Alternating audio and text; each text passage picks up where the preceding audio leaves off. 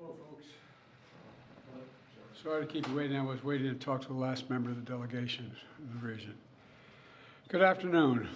Before I leave for North Carolina, which I'm going to do in a few minutes, I want to speak briefly about the terrible incident and accident that happened in Baltimore this morning. At about 1:30, a container ship struck the Francis Scott Key Bridge, which I've been over many, many times commuting from the state of Delaware either on a train or by car. I've been in Baltimore Harbor many times. And the bridge collapsed, sending several people and vehicles into the water, into the river. And multiple U.S. Coast Guard units, which are stationed very nearby, thank God, were immediately deployed along with local emergency personnel. And the Coast Guard is leading the response to the port, where representatives from the Federal Highway Administration, the FBI, the Department of Transportation, the Army Corps of Engineers, as well as Maryland officials and Baltimore Police and Fire, are all working together to coordinate an emergency response. Officials at the scene estimate 8 people were unaccounted for still. Not still, were unaccounted for. That number might change. 2 have been rescued, 1 without injury, 1 in critical condition. And the search and rescue operation is continuing for all those remaining as we speak. I spoke with Governor Moore this morning, as well as the Mayor of Baltimore, the county executive, both United States senators and the congressman. And my Secretary of Transportation is on the scene. I told them we're going to send all the federal resources they need as we respond to this emergency. I mean all the federal resources. And we're going to rebuild that port together. Everything so far indicates that this was a terrible accident. At this time, we have no other indication, no other reason to believe there's any intentional act here. Personnel on board the ship were able to alert the Maryland Department of Transportation that they had lost control of their vessel, as you all know and reported.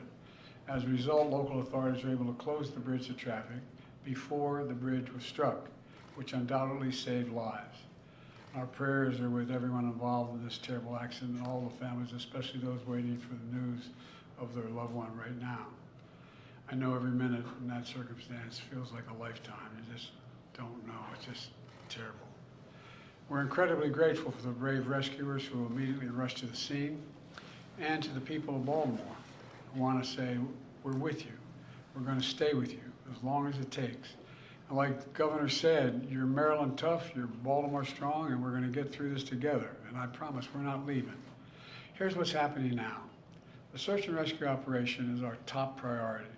Ship traffic in the Port of Baltimore has been suspended until further notice, and we'll need to clear that channel before the ship traffic can resume. The Army Corps of Engineers is on the spot and is going to help lead this effort to clear the channel. The Port of Baltimore is one of the nation's largest shipping hubs, and I've been there a number of times as a senator and as a vice president. It handles a record amount of cargo last year. It's also the top port in America for both imports and exports of automobiles and light trucks. Around 850,000 vehicles go through that port every single year, and we're going to get it up and running again as soon as possible. 15,000 jobs depend on that port, and we're going to do everything we can to protect those jobs and help those workers. The bridge is also critical for travel, not just for Baltimore, but for the Northeast Corridor. Over 30,000 vehicles cross the Francis Scott Key Bridge on a daily basis. It's virtually it's one of the most important elements for the economy in the Northeast and the quality of life. My transportation secretary is there now. As I told Governor Moore, I've directed my team to move heaven and earth to reopen the port and rebuild the bridge as soon as humanly possible. And we're going to work hand in hand with the support of Maryland to support Maryland in whatever they ask for. We're going to work with our partners in Congress to make sure the state gets the support it needs. It's my intention that the federal government will pay for the entire cost of reconstructing that bridge, and I expect the Congress to support my effort. This is going to take some time.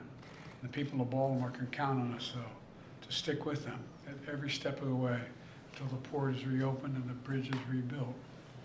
You know, we're not leaving until this job gets done. Not leaving until then. So I just want to say God bless everybody who got everyone harmed this morning and their families.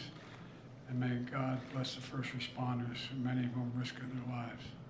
And the reason I'm not going to take a lot of questions, there's remaining issues that are open that we've got to determine what's going to happen in terms of the rescue mission and the like, but Do you plan to go to Baltimore, sir? And if so, how quickly?